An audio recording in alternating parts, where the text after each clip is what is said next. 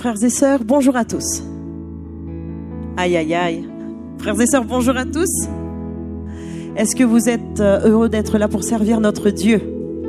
Ce Dieu magnifique, ce Dieu merveilleux.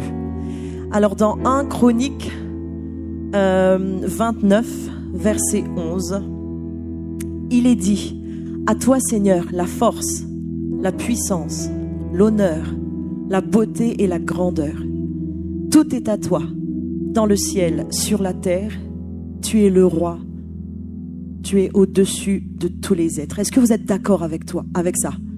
Alors si vous êtes d'accord, je vous invite, si c'est possible, à vous lever et à entonner ce chant avec nous qui dit majesté, à lui la majesté. Alléluia.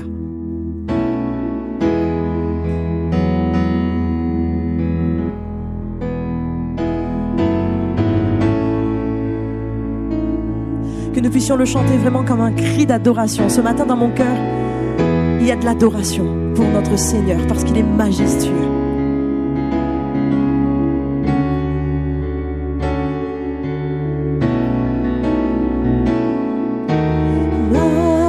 Majesté,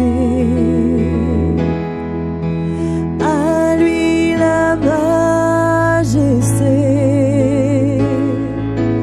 à Jésus soit louange, honneur et gloire.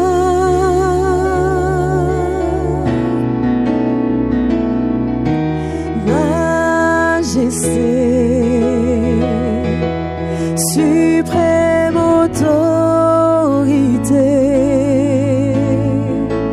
du haut des cieux, son règne vient sur tous les siens. Exaltons notre Dieu, exaltons et célébrons le nom de Jésus. Glorifions et proclamons Jésus-Christ le roi.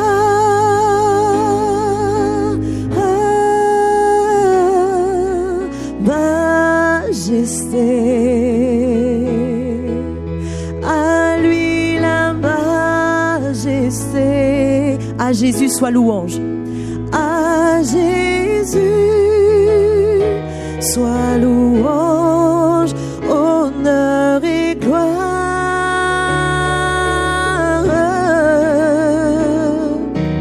Majesté, suprême autorité,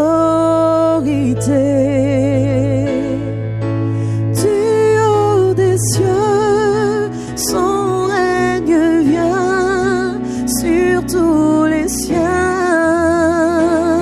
Oui, exaltons, exaltons et célébrons le nom de Jésus. Glorifions et proclamons Jésus-Christ le roi.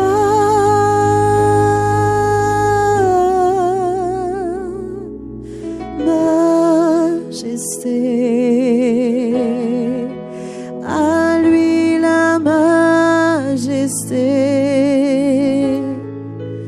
Dans notre cœur, Christ le Sauveur, régnant Seigneur. Dans notre cœur, Christ le Sauveur. Dans notre cœur, Christ le Sauveur, régnant Seigneur. Une dernière fois. Dans notre cœur, Christ le Sauveur, régnant Seigneur. Ô Seigneur, nous voici devant toi, Seigneur. Ô Seigneur, comme une armée d'une même pensée, Seigneur, unis par un même esprit, Seigneur. Nous voulons être agréables ce matin. Et nous voulons te reconnaître, mon Dieu, comme le seul Sauveur, le seul Seigneur. Et nous voulons t'accueillir, ô Dieu. Alors nous ouvrons les portes de notre cœur pour que tu puisses venir y entrer, nous parler, Seigneur, nous encourager, nous avertir, mon Dieu, car tu es Dieu au-dessus de la terre. Oh, à toi soit l'honneur, à toi soit la gloire, agneau de Dieu. Alléluia.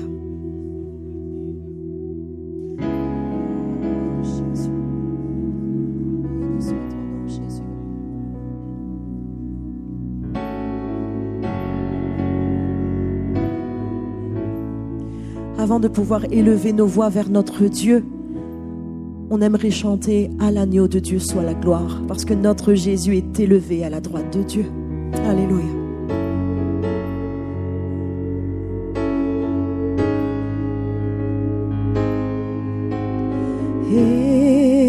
Élevé à la droite de Dieu, couronné de 1000 couronnes, tu resplendis comme un soleil radieux. Les êtres crient autour de ton trône, à l'agneau de Dieu soit la gloire. À l'agneau de Dieu la victoire. À l'agneau de Dieu soit le règne pour tous les siècles. Amen. L'Esprit Saint et l'épouse fidèle disent viens, c'est leur cœur qui appelle. Viens, ô Jésus, toi l'époux bien-aimé. Tous tes élus ne cessent de chanter. À l'agneau de Dieu soit la gloire.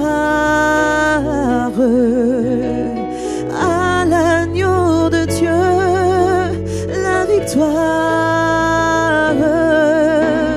À l'agneau de Dieu soit le règne pour tous les siècles. Amen.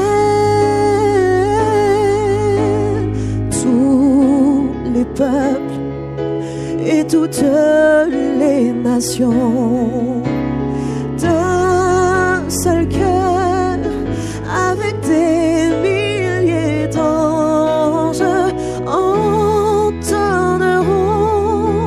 en l'honneur de son nom ce chant de gloire avec force et louange. À l'agneau de Dieu soit la gloire. À l'agneau de Dieu la victoire. À l'agneau de Dieu soit le règne pour tous les siècles. Amen, amen. À l'agneau de Dieu soit la gloire. À l'agneau de Dieu la victoire. À l'agneau de Dieu soit le règne pour tous les siècles. Amen. Est-ce qu'on peut élever notre voix vers notre Dieu? Est-ce qu'on peut l'adorer? Est-ce qu'on peut le bénir ce matin? Oh, Esprit de Dieu, nous sommes là encore ce matin, Seigneur, c'est pour que tu viennes sonder nos corps, nos reins, nos cœurs, Seigneur.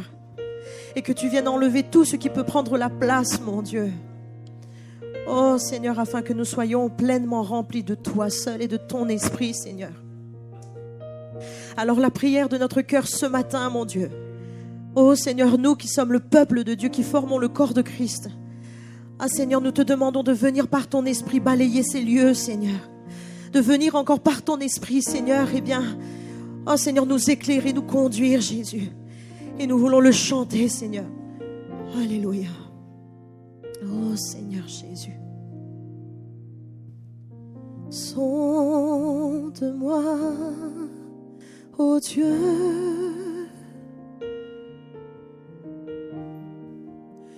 Et connais mon cœur. Éprouve-moi, Seigneur.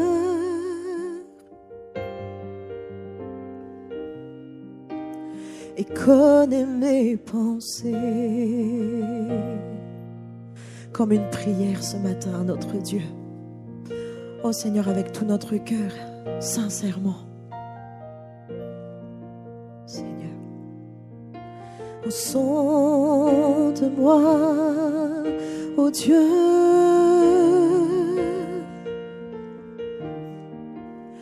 et connais mon cœur. Éprouve-moi, Seigneur,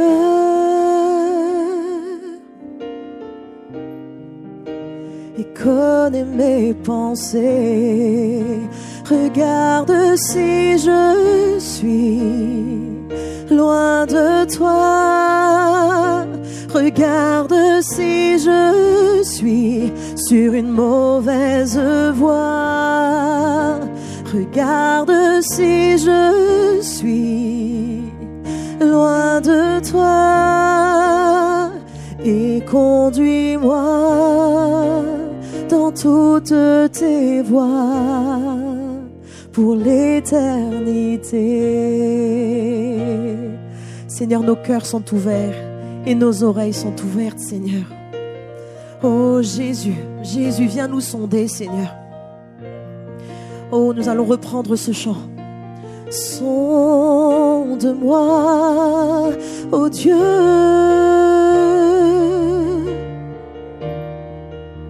et connais mon cœur. Éprouve-moi, Seigneur,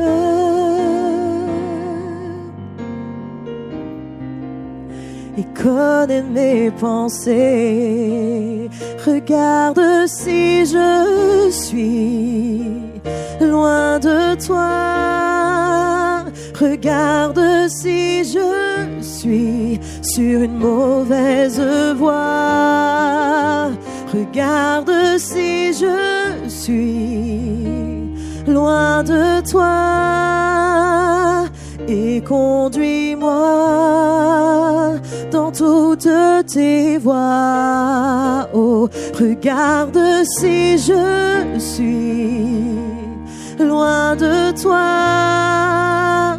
Regarde si je suis sur une mauvaise voie. Regarde si je suis loin de toi et conduis-moi dans toutes tes voies pour l'éternité. Oh Jésus, oui, conduis-moi. Oh Jésus, conduis-moi.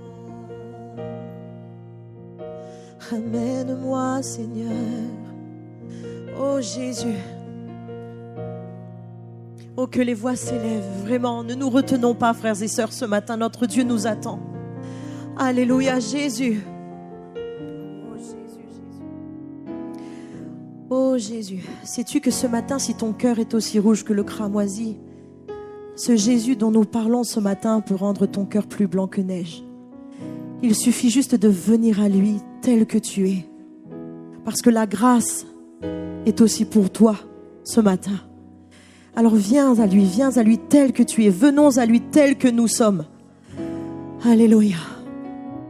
Oh Jésus, tel que je suis sans rien à moi, sinon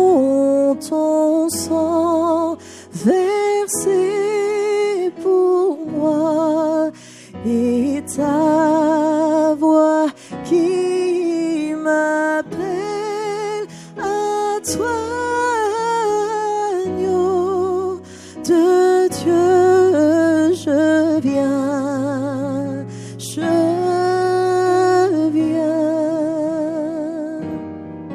tel que je suis, bien vacillant,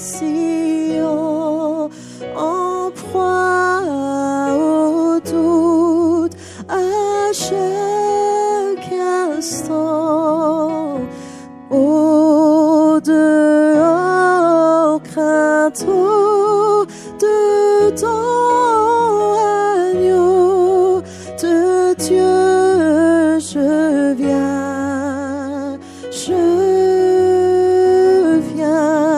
je m'abandonne à toi, Seigneur. Je m'abandonne, je crois en toi. Tu me pardonnes, tu me reçois. Je te le donne, prends tous mes choix, dis-le, Jésus, je suis à toi. Encore une fois, Jésus, je suis à toi.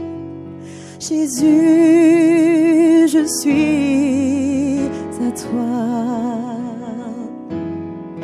Tel que je suis, ton cœur est prêt à prendre le mien. Oui, tel qu'il est, pour tout changer, sauveur parfait, agneau de Dieu, je viens, nous nous abandonnons. Je m'abandonne, je crois en toi. Tu me pardonnes, tu me reçois.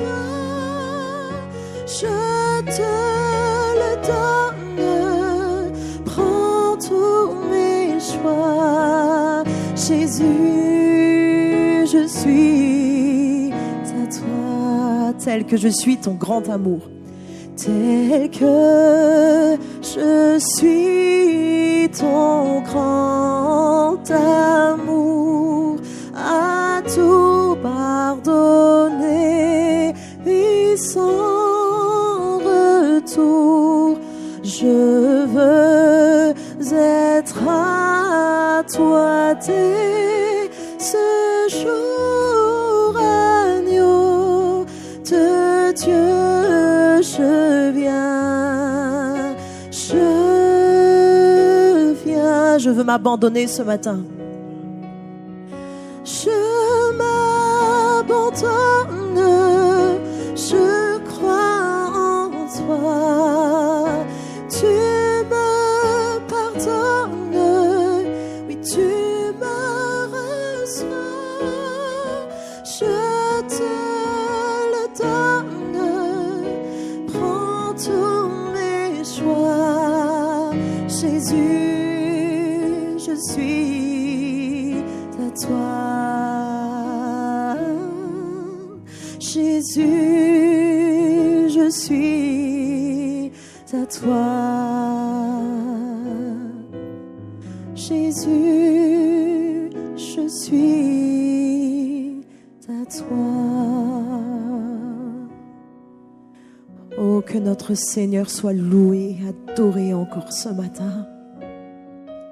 Bienvenue à chacun d'entre vous. Alléluia. Content de vous retrouver dans la présence de Dieu. J'espère que vous allez tous bien. Amen. Et que tout le monde peut trouver une place. Il y a encore de la place. Alléluia.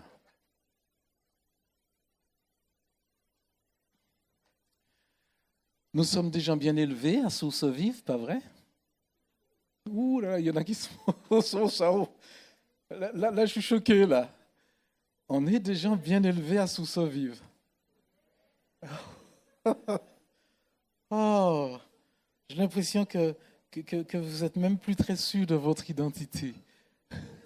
On est des gens bien élevés. Et je dis ça parce qu'on a coutume de dire bienvenue, d'accueillir et d'honorer et de dire qu'on est content que quelqu'un vienne chez nous pour la première fois. Amen. Alors on leur fait comprendre que c'est précieux pour nous d'avoir une personne nouvelle, une personne qui nous visite. Alors, donc, c'est le moment, vous l'avez compris, de saluer les visiteurs avec respect aussi, parce que si quelqu'un veut rester anonyme, il a le droit. Hein, on est là aussi pour respecter chacun dans sa liberté, dans ses préférences. Maintenant, si quelqu'un veut voilà, nous faire signe qu'il est content d'être parmi nous et qu'il est là parmi nous, il veut se faire connaître, on veut aussi lui donner la capacité, la possibilité de le faire. Alors, y a-t-il des visiteurs parmi nous ce matin qui souhaitent nous le faire savoir? Nous en serions tellement plus heureux, n'est-ce pas? Alors, donc on vous demande juste de vous lever à votre place quelques instants, histoire qu'on vous voit. Merci. Est-ce qu'il y en a d'autres? Voilà. Et dites-nous, vous allez nous dire l'endroit d'où vous venez, votre ville et votre prénom. Alors, je vais commencer par vous. Bonjour. Nordine. De Montrouge, Nordine. Waouh. D'accord. D'accord. Et elle est là ce matin ou peut-être pas?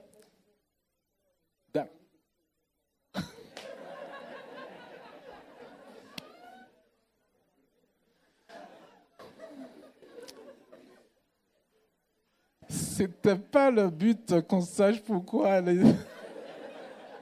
Mais je me suis dit peut-être qu'elle est là, elle a un invité. Donc quand on a un invité, en général, on est là, quoi. Ne laissez pas de marmite sur le... Non, Nordine, en tout cas, bienvenue. Est-ce qu'on peut saluer dignement Nordine?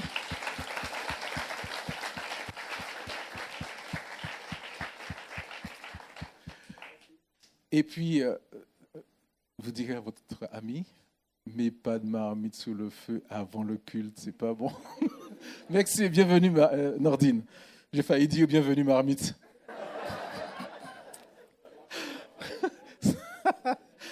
Au fond, nous avons donc une amie avec son petit ange dans les bras qui s'appelle Myriam et le petit bout Anaïs. Myriam, d'où nous venez-vous? D'aulnay-sur-Bois. Vous venez de loin ce matin. Est-ce qu'il y a un invité derrière qui n'a pas laissé la marmite sous le feu? Vous êtes toute seule ou il y a des... D'accord. On dit bonjour et on salue aussi ceux qui vous accompagnent. Voilà, on est très heureux d'accueillir donc Nordine et Myriam, que le Seigneur les bénisse et on souhaite que vous passiez un très très bon moment avec nous aujourd'hui.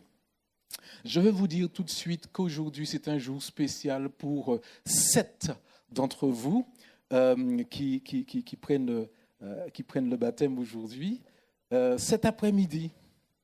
C'est génial, n'est-ce pas? Voilà. Alors, je vais essayer de vous donner leur nom quand même, pour que vous sachiez qui ils sont. Donc, cet après-midi, à 15h, on va être autour d'eux. Alors, on a commencé à mettre l'eau pour qu'elle soit à bonne température, histoire qu'elle ne soit pas frigorifiée. Enfin, voilà. Donc, tout est en train de se préparer. Alors, ce sont Stella, Michael, Nathanaël, Christina, que j'ai aperçue, Rebecca, que vous connaissez, puisque c'est la petite Rebecca, la fille de Lanza et Liv, Georges, voilà, il est discret, peut-être que vous ne voyez pas qui c'est, et Désiré l'ange. On baptise même des anges ici. Et en plus, un ange qui est présent ce matin, puisqu'il n'est autre que Désiré qui est là. Voilà, et qui prendra son baptême cet après-midi. On est très heureux. Alors, je ne sais pas si je l'ai déjà dit, mais cette année, ça va être un cru exceptionnel en matière de baptême parce que on est parti pour battre un record, puisqu'on va avoir 4 services. On aura eu 4 services de baptême dans cette année. Je ne crois pas qu'on l'ait fait précédemment. On n'a jamais eu 4 services.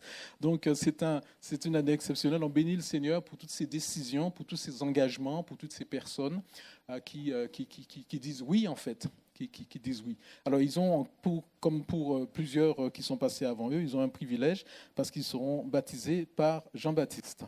Donc, voilà, c'est quelque chose. Oui, ma chérie, j'ai dû oublier quelque chose. Alors, oui, alors Eliane me dit, ben, alors, je ne sais pas s'ils sont tous là. Alors, on va peut-être leur demander de se lever, ceux qui sont là. Alors, on sait qu'il y a un ange parmi nous, bon, il s'est déjà manifesté, on va lui demander de se lever. Alors, est-ce qu'il y en a d'autres parmi ceux que j'ai cités? Oui, il y a Georges ici, il y a Christina et il y a Stella. Je me suis trompé? Nathanaël. Ouais, bon, de temps en temps. Ça, c'est pour alimenter Jean-Marie, comme ça, il a de quoi me taquiner après. Et puis, il y a Michael, je suppose. Voilà, voilà. C'est pas moi qui les ai tous rencontrés, comme vous vous en doutez. Il y a JB qui en a rencontré certains. Des fois, c'est Jérémy qui les rencontre. Donc, de plus en plus, il y a nos ministères aussi qui prennent en charge tous ces services. Merci à chacun d'eux. Il y a Georges qui est là, je l'ai dit. Merci à vous. Il y a Rebecca que vous connaissez. Et puis, peut-être, je sais plus quel autre que j'ai cité qui n'est pas là ce matin. Donc, on les retrouve tous cet après-midi pour pouvoir les soutenir dans un moment qui est réputé être festif, n'est-ce pas, très joyeux, pour pouvoir les encourager dans cette décision qui est pour moi, et même pas pour moi, pour Dieu, la principale d'une vie. À quoi on peut s'engager dans une vie si on ne s'est pas déjà engagé avec Dieu? C'est le premier engagement qui va déterminer tous les autres. Merci à eux, qu'ils s'assoient, on les applaudit, on les encourage.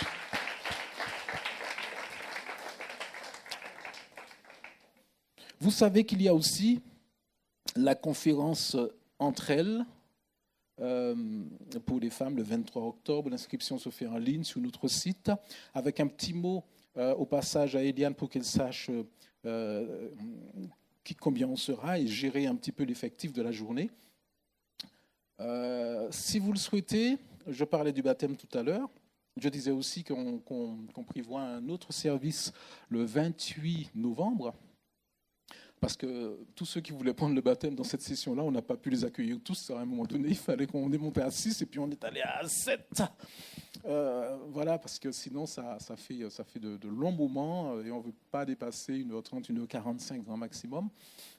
Et puis il y a l'eau aussi. Hein. Chaque fois qu'il y en a un qui sort, il emporte avec lui, je ne sais pas, 3-4 litres d'eau. Il faut pouvoir baptiser les autres dans de l'eau, quoi. Enfin, il faut pouvoir les immerger un peu, quoi. Donc, c'est des petits détails, mais c'est vrai, en fait. Hein. C'est vrai. Je me rappelle une fois, alors c'est vrai aussi que je n'avais peut-être pas mis suffisamment. On n'a qu'un ballon, donc on le remplit 2 fois. Enfin bon, je vous parle de petits détails techniques. Donc, on ne peut pas le remplir non plus. Et à un moment donné, je plonge à quelqu'un, je dis, mince, l'eau ne le recouvre pas. Ça ne veut rien dire. Je veux dire, il est baptisé quand même. Ce n'est pas l'histoire que l'eau recouvre. Enfin, mais c'est pour vous dire, quoi. Je le dis juste pour vous faire rigoler. Alors, le 28, je disais, 28 novembre, une nouvelle session est ouverte. Il y a déjà 2 personnes. On peut monter jusqu'à 7 si nécessaire. Et pour cela, vous le savez, sur notre site internet, la rubrique Mon Église, vous vous inscrivez en ligne. Il y en a déjà 2 qui se sont inscrits. N'hésitez pas, même si on ne se connaît pas, même si on s'est pas encore vu, ça simplifie un peu la démarche et puis ensuite on prend rendez-vous ensemble, voilà, et puis on a un entretien pour pouvoir mettre tout cela en place. Des fois, il y en a qui ont besoin de mûrir ça un peu plus. On leur dit, bon ben, à la session de février, des fois, il y en a qui sont trop jeunes. Vous savez qu'il y a des jeunes qui aspirent déjà à s'engager avec Jésus à 13 ans. C'est beau, hein? Et j'ai eu l'occasion, là, il y a une petite qui souhaitait prendre le baptême à 13 ans. Mais vous savez, on a, je le redis, c'est l'occasion de le dire, et puis peut-être aussi que je crois que je l'ai mis sur le site, mais il faudrait que je le mette sur le site. On a décidé voilà, enfin, c'est quelque chose qu'on avait déjà décidé dans mon église précédente, on l'a reconduit un peu ici. On préfère ne pas baptiser en dessous de 15 ans. Non pas qu'il n'y a pas de décision valable en dessous de 15 ans. C'est pas ça. Des fois, on trouve des jeunes filles, des jeunes gars, mais ils vous donnent leur témoignage. Et c'était le cas d'ailleurs. La petite qui voulait prendre son baptême, elle aurait eu 15 ans, c'était bon. Mais quand on fait la moyenne depuis le temps qu'on pratique le baptême, on se rend compte qu'une fois sur deux, voilà, il y a des jeunes, même si l'élan est authentique dans leur cœur, il y a besoin un peu de maturité dans la décision. Vous savez, l'adolescence, c'est des âges où il y a beaucoup de choses qui se passent. Donc des fois, il est trop tôt. On préfère attendre, même si c'est authentique, on préfère attendre que des événements aient lieu. C'est bien quand les parents nous disent « Ah oui, oui, à la maison, voilà, on sent vraiment que quand on dit quelque chose, il n'y a pas de contestation, il n'y a pas de rébellion contre l'autorité, parce que c'est des âges pour ça. » Mais un enfant qui a déjà traversé ça, et puis qui vit l'autorité très bien à la maison, ça nous rassure plus à 15 ans qu'à 12 ou 13 ans. Et puis il y a d'autres choses aussi, des choses très, très... Voilà, je ne vais pas rentrer dans des questions trop des choses triviales, mais c'est les temps aussi où le corps se développe. Et puis, il commence à s'exprimer aussi dans des désirs, des fois, qu'on peut avoir du mal à réprimer. Donc, c'est des âges difficiles sur certains angles. Donc, on préfère que les étapes soient bien franchies, en tout cas suffisamment franchies pour tenir tout ça bien en bride et puis se dire, bon ben voilà, je connais les combats, je sais ce que c'est, mon corps, voilà, j'ai compris, maintenant je sais ce que je veux, je continue avec Jésus. Et là, on sait que c'est un petit peu plus mûr à 15 ans qu'à 13 ans, pas sur la décision elle-même, mais sur tout ce qui entoure voilà, ces âges-là et être sûr qu'ils les ont traversés voilà, avec plus de sérénité à 15 ans qu'à 13. Il vaut mieux avoir ça, certaines situations, il vaut mieux les avoir derrière soi. La jeunesse, vendredi, 19h30, tout a repris. Donc, les jeunes, 16 ans et au-dessus, c'est bien ça, hein, des fois il faut que je me mette à jour, moi aussi. 16 ans et au-dessus, on vous accueille le vendredi à 19h30. Jean-Baptiste et Akofa se font une joie de vous rencontrer. Si vous êtes dans cette tranche d'âge, ils sont présents, ils sont au fond. Si vous voulez aller vers lui, si vous ne les connaissez pas, venez me voir, je vais vous orienter vers eux. Et vous pourrez donc entrer en contact avec eux. Notre semaine de jeûne et prière est fixée au 15, lundi 11, au 15 ou vendredi 15 octobre. On a ce temps, vous le savez, où on se met devant Dieu, on cherche la face de Dieu chaque soir. Ceux qui désirent prendre ce temps avec nous peuvent s'organiser un jour ou l'autre de la semaine, ou toute la semaine, si c'est possible, bien sûr. Et puis le jeûne, pareil, c'est selon comment chacun pourra le faire, c'est selon la maturité, c'est seulement le choix, c'est selon la décision, c'est selon l'organisation de chacun. Il n'y a pas de pression. Ce temps est à gérer. L'important, c'est qu'on se retrouve en tant qu'Église à rechercher le Seigneur ensemble. Dernière chose, je vois que j'ai oublié une information majeure. Est-ce que je vous ai dit que dimanche prochain, nous avons un invité ? Non. Dimanche prochain, nous allons avoir Elisabeth. Elisabeth, je ne sais pas si elle pourra être là. Par contre, son mari, Daniel Stocky, Verlande qui est là, va être contente, parce que c'était son pasteur avant que Jean-Marie passe par là. Et donc, avec Daniel, on a eu de très très bons échanges. Il y a une très belle relation qui s'est établie entre nous, une belle amitié qui est naissante. Et donc j'étais chez eux dimanche dernier. On a passé un très très bon moment. Et donc je lui ai dit, ben oui, mais moi je veux aussi que tu viennes et que tu partages la parole avec nous. Donc Daniel sera là. Elisabeth sera peut-être là le samedi, mais peut-être pas le dimanche. C'est à confirmer, donc a priori c'est Daniel qui sera avec nous. Daniel Stocky. Dans 2 semaines, cette fois-ci, ce sera le le 10 octobre. Vous savez, je vous ai parlé à différentes reprises que nous pensons faire une réunion d'église pour pouvoir vous parler de notre projet de locaux. Vous êtes au courant de notre projet, hein? Alors, le 10 octobre, dans 2 semaines, on prévoit d'avoir cette réunion d'église où tous ceux d'entre vous, même si vous n'avez pas encore fait la démarche de rejoindre officiellement notre église en tant que membre, mais de cœur, vous êtes de source vive, vous êtes le bienvenu. Donc notre culte va durer 1 heure, c'est-à-dire de 9h30 à 10h30. Et puis ensuite, on va consacrer le reste du temps à vous parler de ce projet. On veut prendre le temps de vous en parler en tant qu'Église. Vous avez entendu des choses, mais maintenant, on veut en parler à tous, telle sorte que vous sachiez exactement vers quoi on va. Alors c'est sûr qu'on n'a pas encore des plans aboutis. Là, on va commencer, puisqu'on est dans la phase actuelle où on va signer la promesse d'achat chez le notaire. Voilà, l'agent immobilier. On est tombé d'accord donc sur le prix. J'ai demandé que le prix de 425 000 euros diminue et on est tombé d'accord. Le vendeur a accepté ma proposition de 413 000 euros. Maintenant, il faut qu'on passe devant le notaire. Cette date n'est pas encore fixée, même si on est tombé d'accord. On est en train de rassembler les documents, etc. Mais l'agent immobilier ne m'a pas encore fixé de date. Donc, on va pouvoir juste parler de ce projet dans ces grandes lignes et dire vers quoi nous allons. Et ça va être une première étape où vous allez pouvoir vous exprimer et nous dire par rapport à ce qu'on sait déjà de ce projet, si vous êtes partant avec nous pour y aller. Donc ce sera à 10h30 le 10 octobre, dans 2 semaines. Voilà. Tout est clair pour vous ?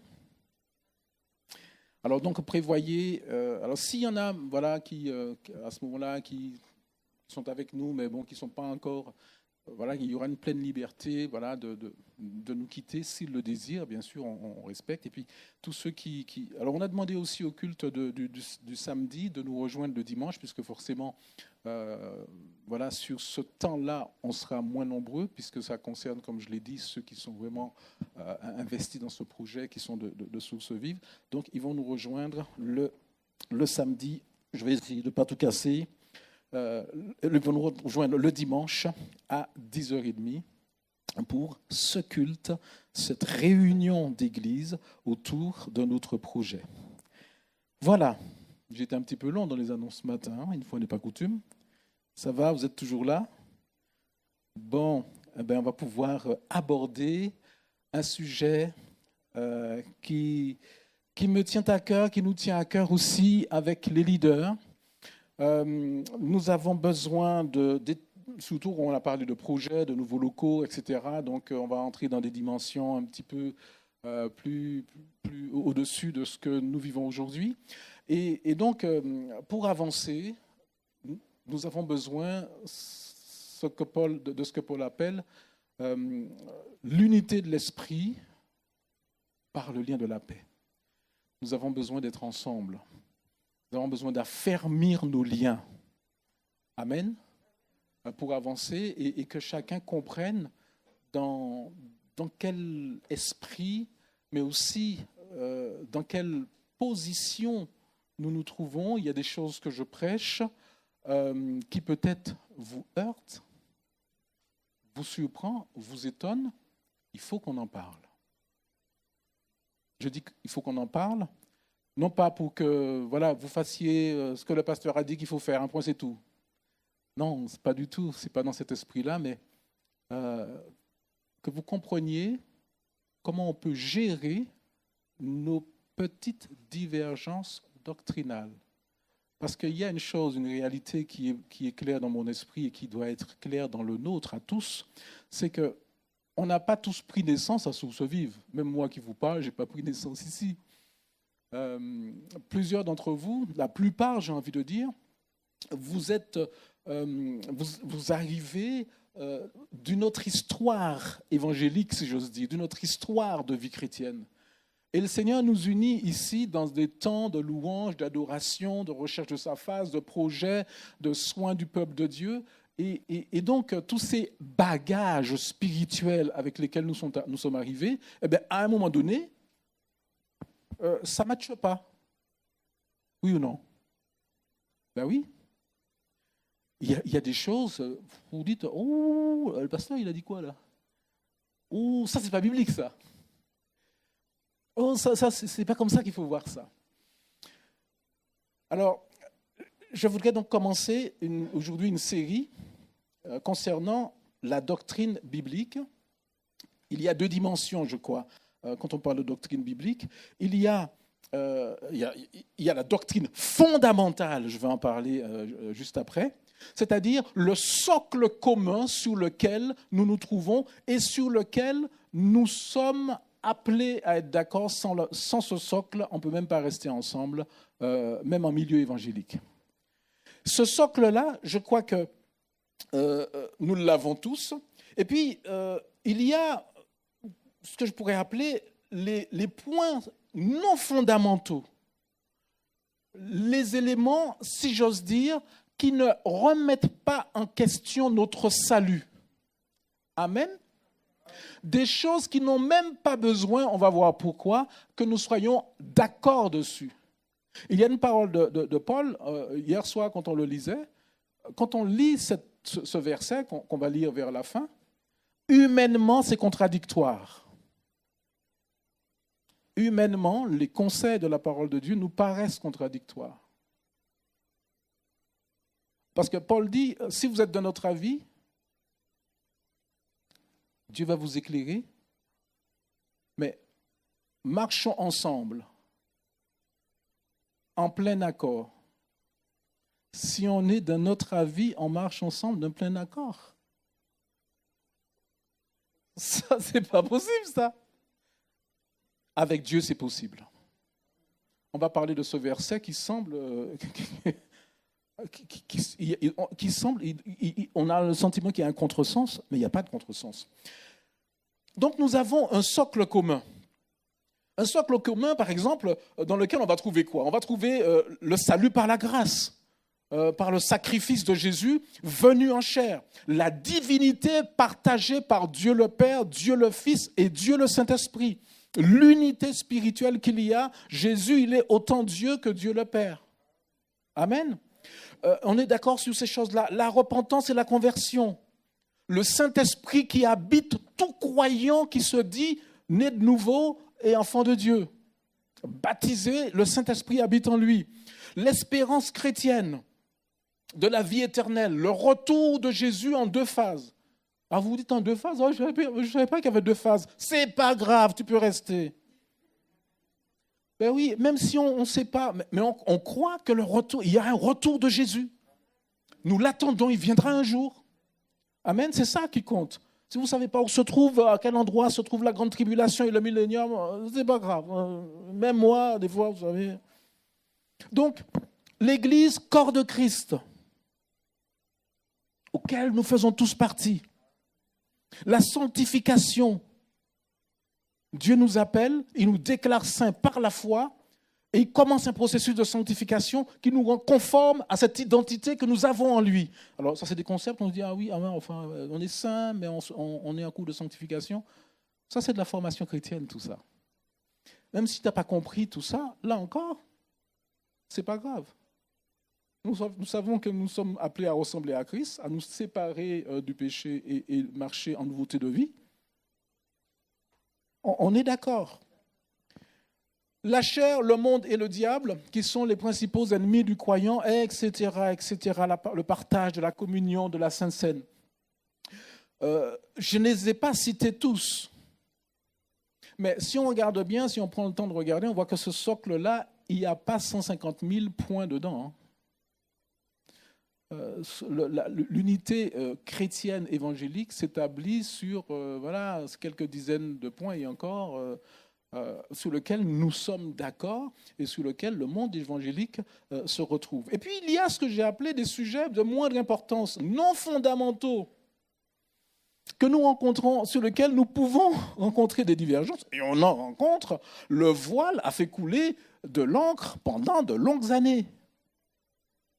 Les aliments, même dans le mouvement évangélique d'où je viens, fondamentalement, je veux dire, à ma naissance, il y avait pas mal de choses concernant les aliments. Pas vrai, Viviane? On ne doit pas manger du boudin noir. C'est pas bon. T'es d'accord, hein, Sabrina? Et les pantalons, pas de pantalons, ça c'est le diable pour les femmes.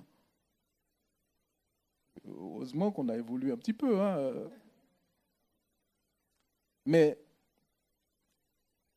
c'est des choses qui se retrouvent dans les histoires comment dire, des familles chrétiennes, des familles auxquelles on a appartenu. D'autres vont parler, par exemple, il y avait une Américaine qui était venue à Philadelphia, dans l'église où j'étais avant. Les Américains ne touchent pas une goutte d'alcool. Et on n'a même pas discuté de ça avec elle.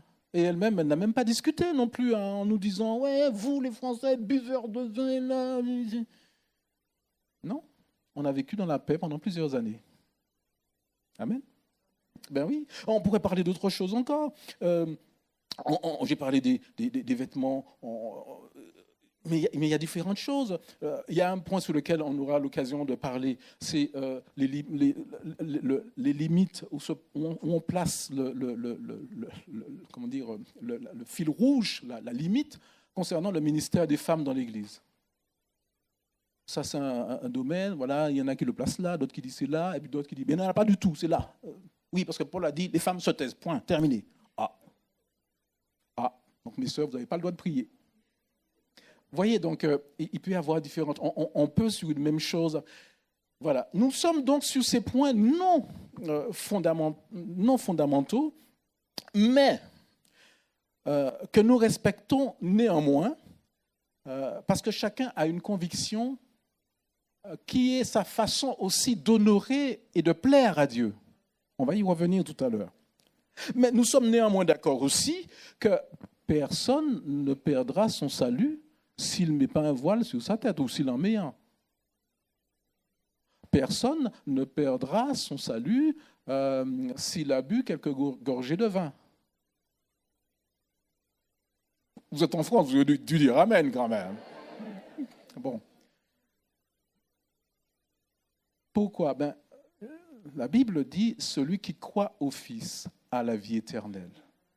Il ne vient point en jugement, mais il est passé de la mort à la vie.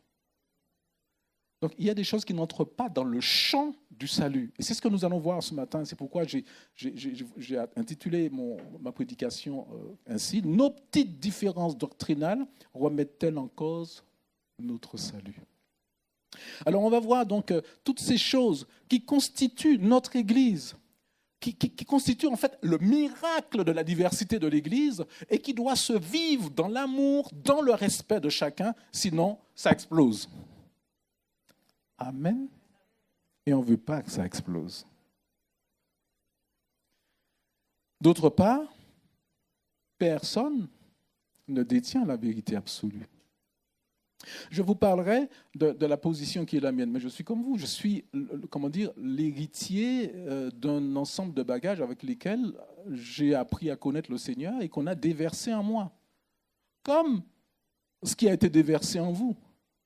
Et ce qui est déversé en vous est aussi respectable que ce qui a été déversé en moi. Donc la question n'est pas de dire on va faire comme ça parce que c'est la révélation de Dieu, c'est le pasteur qui l'a dit, un point c'est tout le monde, vous marchez à la queue leu, allez, au pas, 1, 2, 1, 2, 1, 2. Non, c'est pas ça. Je n'ai pas la vérité absolue. Ça vous détend, j'espère. Hein? Sur ces points non fondamentaux, votre pasteur ne détient pas la vérité absolue. Ce qui doit nous guider, c'est le principe d'unité que je vous propose de voir tout de suite. Quelle attitude adopter? Quelle posture prendre? Comment avancer ensemble? Comment être unis pour servir Dieu ensemble avec tout ce qu'on vient de dire? Ça tient du miracle, mais c'est possible. Je vous propose déjà la lecture de ce texte qui va servir de socle à notre thème de ce matin. Éphésiens 4, les versets 1 à 3. Je vous encourage donc, moi le prisonnier dans le Seigneur, à vous conduire d'une manière digne de l'appel que vous avez reçu, en toute humilité et douceur, avec patience. Supportez-vous les uns les autres dans l'amour et forcez-vous de conserver l'unité de l'esprit par le lien de la paix. Et forcez-vous, dit l'apôtre, de conserver l'unité de l'esprit par le lien de la paix. Cette dernière partie du verset est capitale. Nous y reviendrons tout au long de ce message.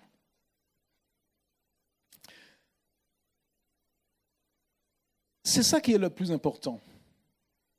C'est l'unité de l'esprit. C'est l'objectif qui est le nôtre. Conserver l'unité de l'esprit. Paul le dit en disant efforcez-vous. Pourquoi ? Parce que les divergences d'opinion divisent, peuvent faire des ravages dans une église et ne sont pas synonymes de paix fondamentalement. Elles peuvent causer du trouble chez les plus faibles, créer des clans, enfin, en voulez-vous, en voilà. Nous découvrons donc qu'il est possible de conserver l'unité malgré les divergences. Par quels moyens ? Paul nous donne un premier indice ici, et pas des moindres, nos efforts personnels. Efforcez-vous, avons-nous lu. Donc, si je veux conserver l'unité, c'est moi qui dois faire un effort. Non, c'est mon frère d'à côté, il est dans l'erreur, frère. C'est lui à faire un effort quand même. La parole de Dieu me parle à moi, vous êtes d'accord ? C'est toujours à moi que Dieu parle. Et Paul dit, efforcez-vous. Donc je dois m'efforcer. Amen. Si Paul dit efforcez-vous, ça veut dire que ce n'est pas à la portée du premier chrétien lambda qui vient, etc. Non, ça suppose de la maturité. On en parlera un petit peu aussi de la maturité. Efforcez-vous, dit l'apôtre. Donc, conserver l'unité de l'esprit, on a déjà au moins un premier enseignement, ça ne s'obtient pas par les discussions. Allô, allô ? Non, Paul dit, efforcez-vous, ce n'est pas en discutant, ce n'est pas en s'asseyant, ce n'est pas en faisant ci, voilà, en croyant qu'on a raison, etc. Ce n'est pas en essayant de convaincre l'autre. Conclusion, la première chose que je constate, c'est que l'unité de l'esprit est entretenue par ma démarche personnelle. C'est aussi le sens de l'exhortation que Paul va donner, on en a déjà parlé précédemment, à deux chrétiennes qui devaient, je ne sais pas, causer un certain trouble dans l'église de Philippe. Regardez ce que Paul leur dit. J'exhorte Évodie et j'exhorte Syntyche à être d'un même sentiment dans le Seigneur. À être d'un même sentiment. L'apôtre ne dit pas, quel était le problème de fond ? C'est totalement passé sous silence. Il aurait pu dire, mais dans cette affaire, Évodie, tu devrais te soumettre parce que c'est Syntyche qui a raison, ou l'inverse. Paul n'entre pas dans ce débat. Donc on ne sait pas du tout quelle est la nature de ce souci qu'il y avait avec ces deux personnes. Paul dit simplement, je vous exhorte à être d'une même pensée. Unissez-vous dans la pensée dans le Seigneur. Donc, quels sont ces éléments de sentiment, ce même sentiment d'amour, de tolérance, supportez-vous les uns les autres, douceur, paix, etc. Tous ces sentiments, Paul a parlé du lien de la paix, conserver l'unité par le lien de la paix. Donc, on arrête la guerre. On arrête les discussions. Oui, mais ailleurs, Paul dira à Timothée, évite les discussions folles. Vous avez déjà vu ce verset donné, ce conseil donné à Timothée. Évite les discussions folles. Parce que ça crée des querelles. Et un serviteur de Dieu ne doit pas avoir de querelles. Le monde évangélique est un véritable patchwork de sensibilité et d'opinion aujourd'hui. Pourquoi ? Parce que tous ces échanges ont fini par enfler dans le temps, de réunion en réunion, qui terminent tard, les esprits sont aigris, voilà. Mais lui, il est obtus aussi. Quand tu lui expliques un truc, pourtant c'est la vérité, c'est clair, c'est limpide, mais il ne capitule pas. Mais on connaît le truc, c'est pas comme ça que ça marche. Quand on lit la parole de Dieu, c'est pas comme ça que ça marche. La paix et l'unité de l'Église sont des valeurs cardinales. La paix et l'unité de l'Église sont supérieures à toutes les positions doctrinales mineures, qu'on vient de dire tout à l'heure, donc je ne reviens pas là-dessus. La paix et l'unité leur sont supérieures. C'est elles qui prédominent. Amen. Et donc, voilà pourquoi Paul dit, ces valeurs cardinales supérieures, c'est pour cela qu'il faut faire un effort pour les atteindre. Elle n'est pas à la portée du chrétien de manière naturelle.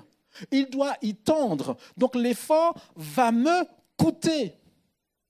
Amen. Et vous remarquez un autre verbe dans notre texte de base de ce matin. Quand Paul parle de conserver l'unité, c'est ce verbe conserver. C'est marrant, il aurait pu dire, voilà, travaillez à l'unité, construisez-la. Donc, on conserve quelque chose que l'on possède déjà, qu'on a trouvé là. Donc, ça nous fait réfléchir, pourquoi conserver l'unité ? Eh bien, j'ai trouvé ce texte qui m'a fait comprendre la notion de conservation et non pas de construction. L'unité a déjà été acquise. Jésus a prié pour cela dans Jean 17, vous vous rappelez ? Ce n'est pas pour eux seulement que je prie, dit Jésus, mais encore pour tous ceux qui croiront en moi par leur parole. Donc nous aussi. Afin que tous soient un, comme toi, Père, tu es en moi et comme je suis en toi, afin qu'eux aussi soient un en nous pour que le monde croie que tu m'as envoyé. Là, il y a un véritable défi, là. Je leur ai donné la gloire que tu m'as donnée, afin qu'ils soient un comme nous sommes un. Jean 17 et les versets 20 à 21. Ce n'est pas à nous à construire l'unité. Jésus a déjà prié et obtenu du Père l'unité des croyants. Maintenant, il y a deux choses que nous pouvons faire. La conserver ou la briser. La conserver ou la briser. Jésus donc a prié et obtenu l'unité. Mon devoir, ma préoccupation en tant qu'enfant de Dieu, c'est veiller à la conserver par tous mes efforts, dit Paul. Par tous mes efforts. Donc, on se rend compte, en lisant tout cela, en découvrant tout cela, nous nous rendons compte que les divergences d'opinion, si elles sont mal gérées, je parle bien de gestion, il n'est pas question de dire il faut les oublier, il faut changer. Non, on ne trouve pas ces notions. On n'a pas à changer quoi que ce soit. Et ça, on va en parler tout à l'heure. Ce n'est pas de changer dont il s'agit ici. Il s'agit de gestion. Efforcez-vous, conservez cette unité. Il y a une notion de priorité de ces valeurs-là sur mes divergences personnelles. Alors, comment faire ? C'est mon deuxième point. Comment va-t-on faire concrètement pour gérer nos opinions différentes alors que nous sommes appelés à être dans un même corps, alors que nous sommes appelés à servir ensemble. Comment faire pour tenir compte? Voilà, des fois, on va avoir du mal dans les entournures. Est-ce que je dois discuter avec tout le monde pour les convaincre qu'ils sont tous dans l'erreur, sauf moi? Comment faire quand on pense détenir, nous aussi, la vérité absolue? Comment faire pour travailler avec les autres alors qu'ils sont dans l'erreur, contrairement à moi? Alors, je vais essayer de vous donner une piste à suivre qui vont redéfinir un peu toutes ces choses, les repositionner à la lumière de la parole de Dieu pour savoir comment faire avec chaque chose. Comment faire? On va pas aujourd'hui s'atteler aux divergences elles-mêmes. Dans cette première ébauche d'aujourd'hui, je veux m'attacher à fixer le cadre. Ce n'est pas les opinions, mais le cadre spirituel qui les entoure. Et après, à l'intérieur, on va voir comment on fonctionne avec. Plus tard, je vous parlerai voilà, de ces positions. Vous savez, même dans l'équipe des leaders, on n'a pas tous les mêmes opinions. Hein. Mais on n'est pas en guerre. Bah, normalement, un truc comme ça, tu dis amen, quoi. Alléluia. Alors, je vais essayer d'entrer dans une piste et voir avec vous comment on peut avancer dans un exemple donné. On peut prendre n'importe laquelle. Hein. On peut parler du voile, on peut parler des tenues vestimentaires, voilà, on a des normes, voilà, pas de bijoux, pas de... Ça existe, hein, bien aimé, ça existe. Hein, les bijoux, certaines églises, non, enfin...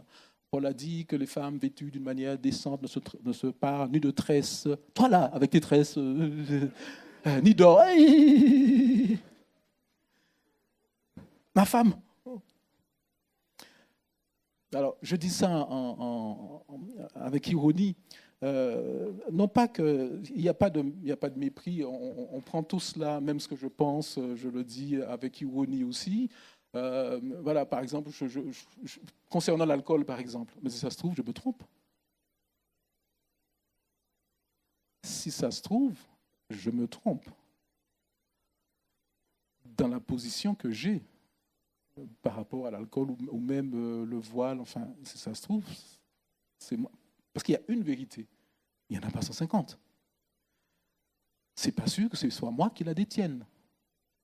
Mais la bonne nouvelle que je veux encore répéter ce matin, bien-aimés, même si c'est avec un verre de vin à la main, nous allons nous retrouver au ciel.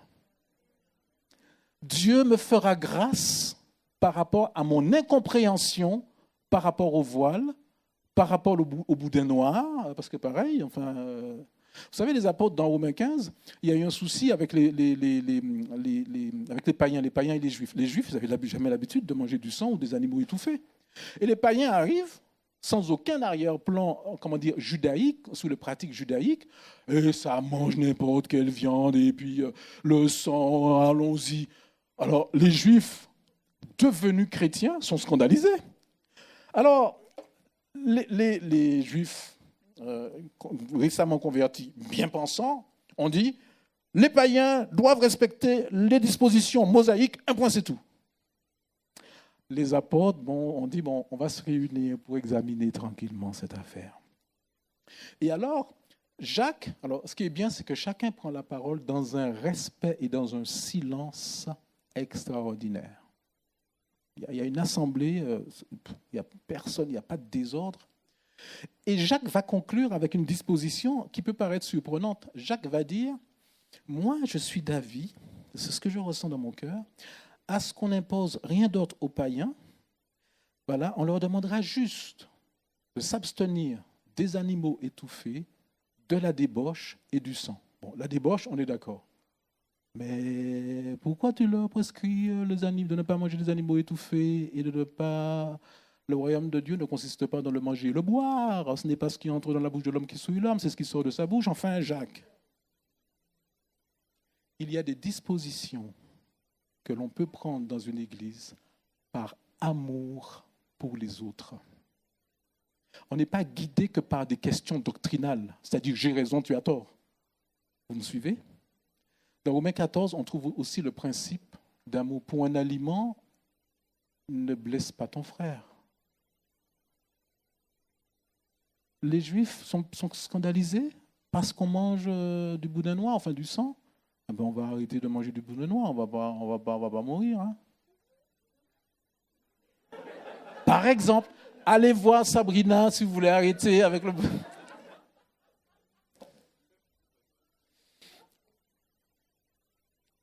Je ne chercherai pas, en gros, à rallier tout le monde à ma position, voilà, sur le vin ou sur le voile ou sur les vêtements, par exemple. Voilà, j'ai ma position voilà, en tant que chrétien. Je ne dis même pas en tant que pasteur, parce que si je dis en tant que pasteur, ça veut dire voilà, j'ai une position souveraine. Pas du tout.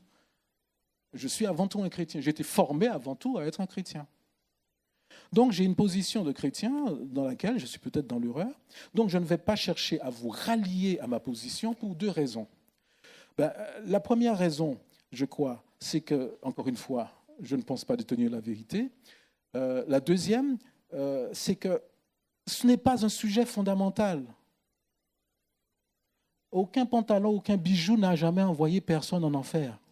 Ce qui envoie un homme ou une femme en enfer, c'est la rébellion contre Christ. On lui parle, non, je ne veux pas de ton truc, voilà, je ne crois pas en Dieu. C'est même pas le péché, l'acte de péché qui envoie les gens à la perdition.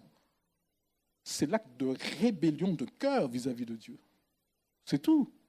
Il n'y a pas de condamnation pour ceux qui sont à Jésus-Christ. Amen.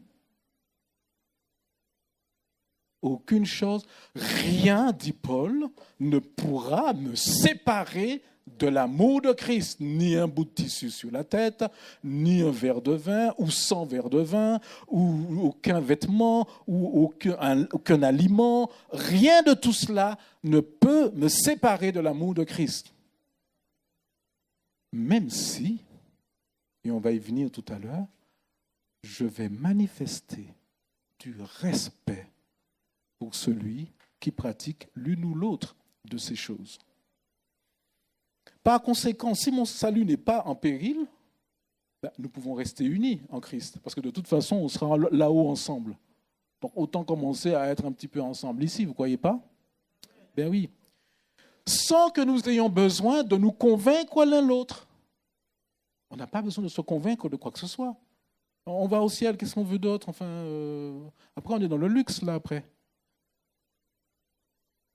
On va peut-être perdre du temps à fragiliser nos relations, parce que les discussions, les oppositions, ça fragilise des relations, ça fragilise le climat d'amour, ça fragilise l'unité, alors qu'il n'y a pas besoin, c'est aller trop loin.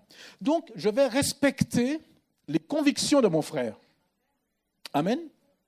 Paul va dire, écoutez, accueillez celui qui est faible dans la foi et ne discutez pas les opinions, quelles qu'elles soient. Romains 14, verset 1er. Ça, c'est un principe pour préserver l'unité. Ne pas chercher à convaincre l'autre, voilà, j'ai raison, etc. Romains 14, 22, qu'on lit juste en dessous. Cette foi, cette conviction que tu as, dit Paul.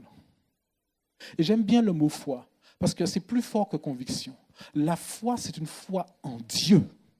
La conviction a pour moteur mon amour pour Dieu.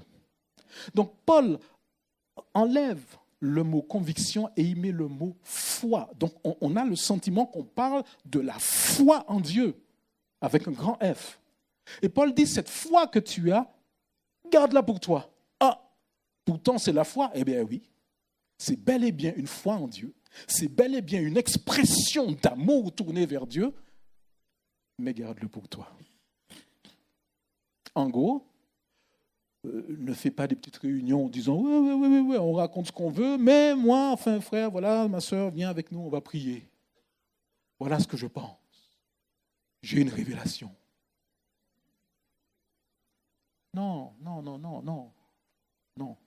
Cette foi que tu as, garde-la pour toi. Dieu l'honore. Dieu l'honore. Paul va dire, parce qu'il y a eu des divergences à l'époque concernant les jours. Oui, mais c'est le jour du sabbat qui est le jour du Seigneur. Parce que les chrétiens avaient décidé qu'ils se réunissaient le premier jour de la semaine, c'est-à-dire le dimanche. Donc, il y a eu des discussions, des mésententes, etc. Et Paul dit, oui, mais celui qui veut honorer Dieu le samedi, pourquoi il le fait? Parce qu'il a le sentiment que c'est comme ça qu'il adore Dieu le mieux possible. Respecte-le. Paul dit, c'est pour Dieu qu'il fait ça. Enfin, on ne va pas commencer à taper sur quelqu'un parce qu'il a choisi de faire un truc pour montrer à Dieu son amour quand même. Il y a pire quand même comme comportement, dirait-on aujourd'hui. Donc Paul dit, celui qui respecte tel jour, c'est pour Dieu. Et c'est celui qui fait un autre jour, c'est pour Dieu aussi qui le fait. Celui qui mange, c'est pour Dieu qui mange. Et celui qui ne mange pas, c'est pour Dieu aussi qui mange. Alors il est où le problème? Vous êtes tous les deux en train d'adorer Dieu à votre façon et vous tapez dessus. Alors qu'au fond, tous les deux, vous aimez Dieu. C'est trop bizarre, votre histoire.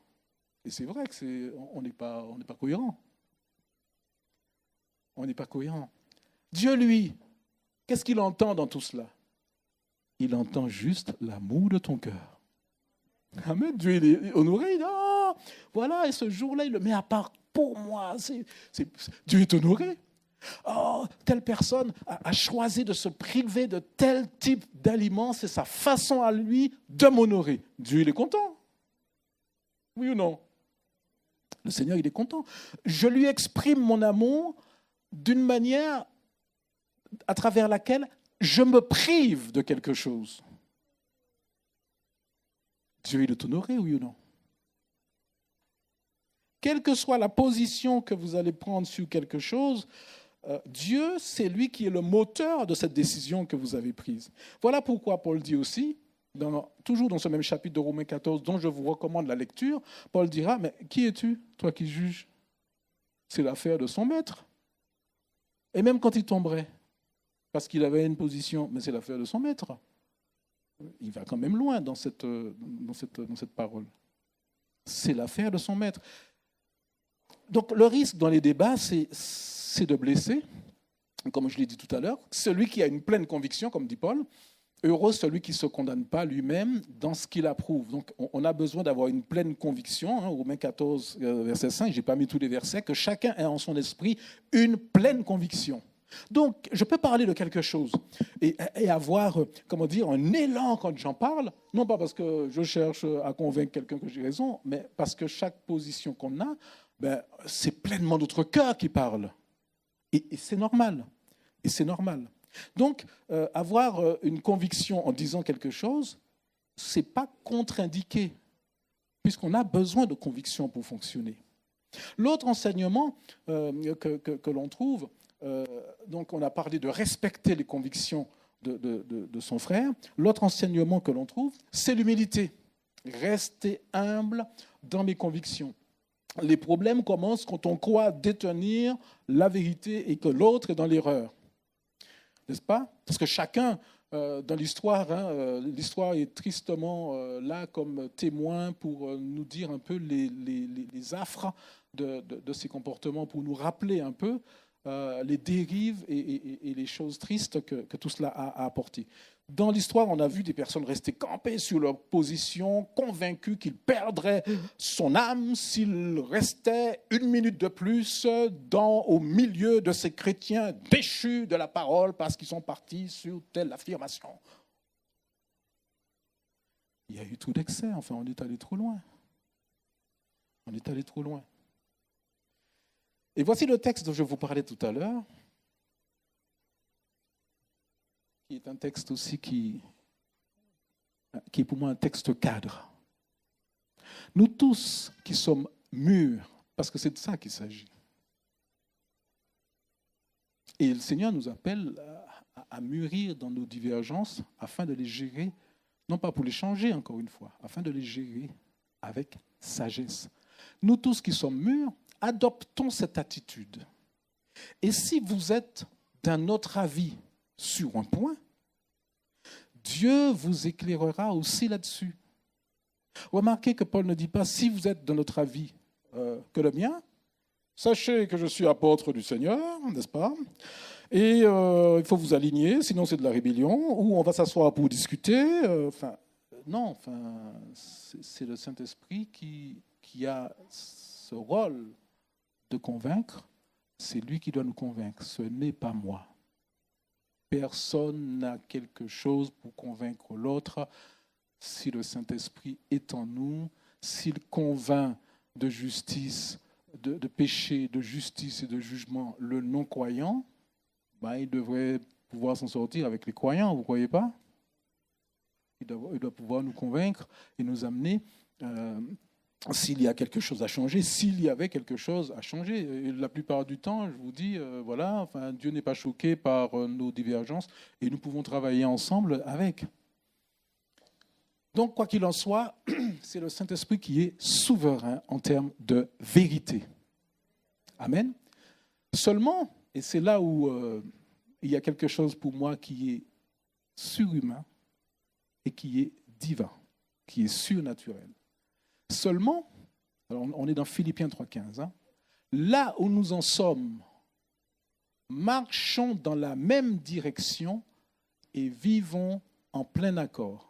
Alors, quand on met bout à bout les deux versets, le 15 et le 16, si vous êtes d'un autre avis, vivons en plein accord. Il faut le faire quand même. Être d'un autre avis et vivre dans un plein accord. Ça, il n'y a que Dieu qui peut faire ça. Amen. C'est des textes qui sont quasiment presque irrecevables sur un plan humain. Si on est dans notre vie, on ne pourra pas travailler ensemble, on ne pourra pas être dans le même accord. Oui, Paul dit oui. On peut marcher dans la même direction, oui. Et nous pouvons vivre et servir Dieu dans un plein accord. Alléluia. Cette humilité-là dont on parle, rester humble dans notre conviction, on l'a compris, ce ne sont pas des discussions, mais c'est une attitude de cœur dans cet effort qui nous a été conseillé au début. Cet effort, c'est un effort aussi, quand on arrive sur l'humilité, qui me fait dire, Seigneur, si je me trompe, que ton Saint-Esprit m'éclaire. Amen. Mais je ne le dis pas qu'à vous, mais je me le dis à moi-même. Je ne vais pas me mettre en avant, j'allais vous parler de quelque chose, mais c'est pas de moi dont il s'agit. Donc, c'est le Saint-Esprit qui éclaire. Et donc, si je me trompe, eh bien, le Saint-Esprit va me ramener. Si c'est lui qui nous convainc, plutôt que les discussions, on n'a plus aucun doute. Amen. Donc, il n'est pas question,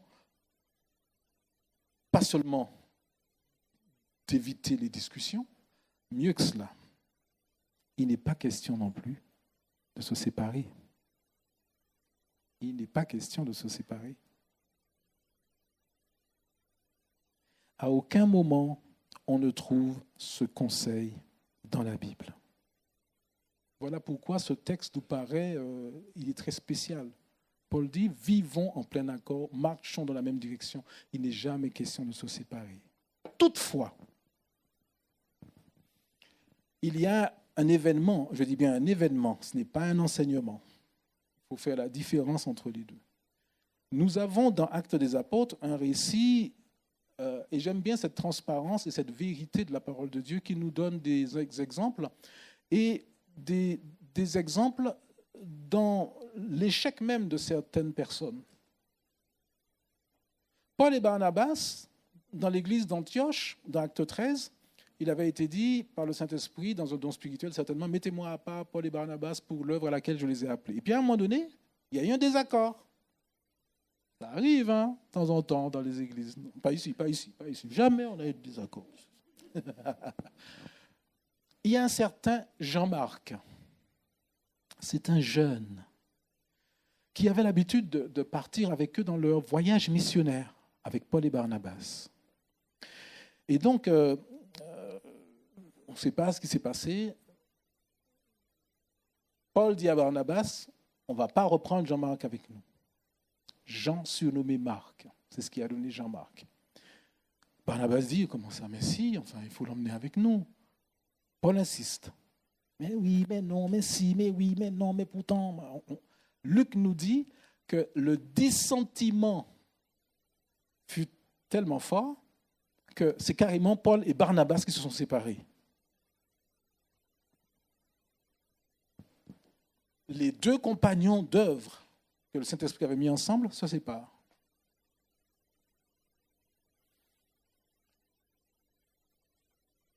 Ça, c'est pour moi les choses, les exemples qui nous font réfléchir.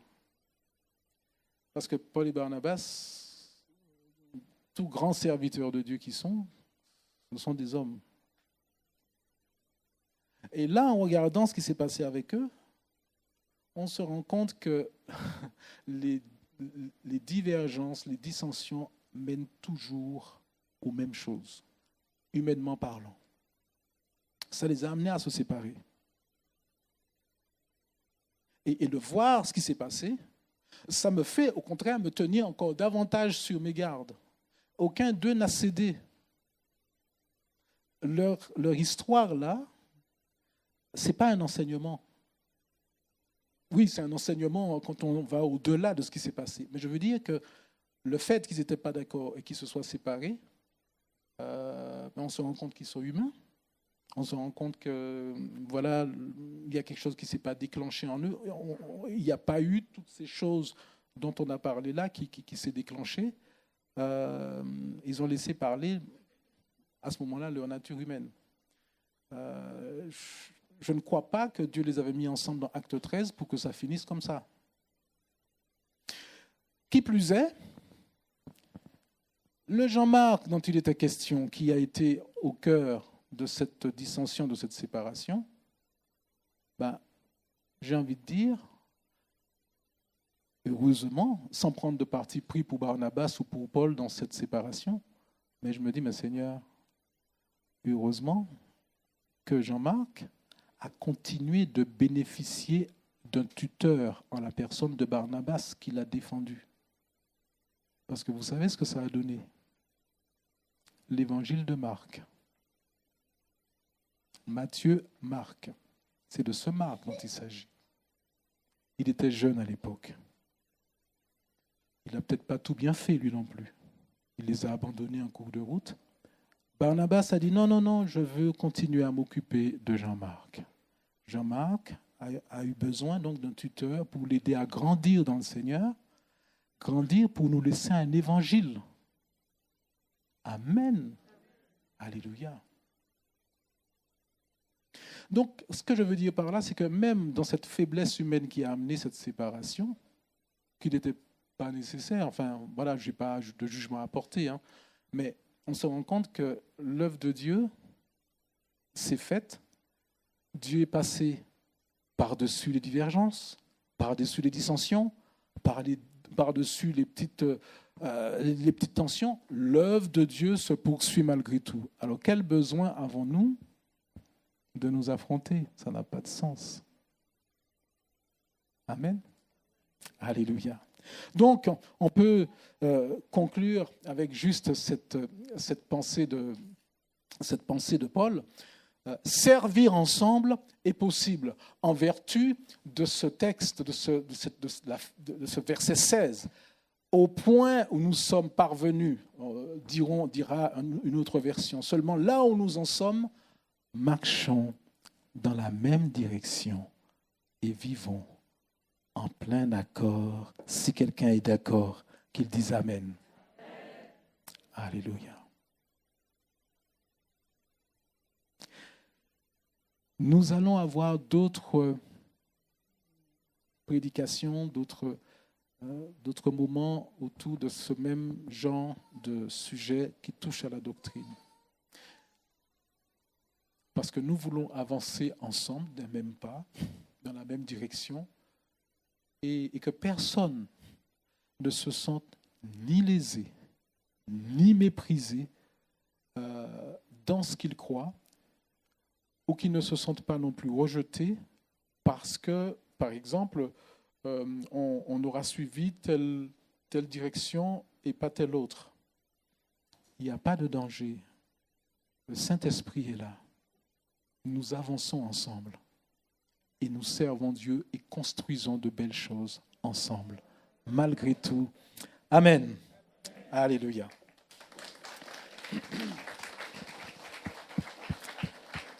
Je vais juste prier et nous allons terminer ainsi notre réunion. Merci Seigneur. Merci pour la diversité, Seigneur, de l'Église. Merci pour la diversité aussi, Seigneur, dans nos petites différences d'appréciation de certaines choses de ta parole. Seigneur, nous croyons que ton amour et tes plans pour nous transcendent totalement nos divergences. Et nous te bénissons pour cela. Seigneur, merci de travailler mon cœur, de travailler nos cœurs à tous, pour qu'aucune différence ne soit source, Seigneur, qu'on se sépare ou entrave même au Jésus. Notre service pour toi, notre collaboration, la construction de ton royaume que tu nous as confié. Je te bénis pour mes frères et pour mes sœurs, Seigneur, dans leur divergence de quelque nature que ce soit d'ailleurs. Et je suis heureux et je te rends grâce, Seigneur, de ce que tu construis de belles choses avec nous, avec ces mêmes différences. Garde-nous, Seigneur, dans l'unité de l'esprit et dans la paix, à travers toutes nos différences, pour la gloire de ton nom. Amen. Amen. Amen. Soyez bénis, mes frères et mes sœurs. Je vous donne rendez-vous pour ceux qui peuvent être avec nous cet après-midi avec nos chers amis et frères et sœurs qui nous rejoignent dans la famille de Dieu, qu'on va baptiser donc cet après-midi à 15h. Que Dieu vous bénisse. Et à tout à l'heure. Bon dimanche à chacun d'entre vous.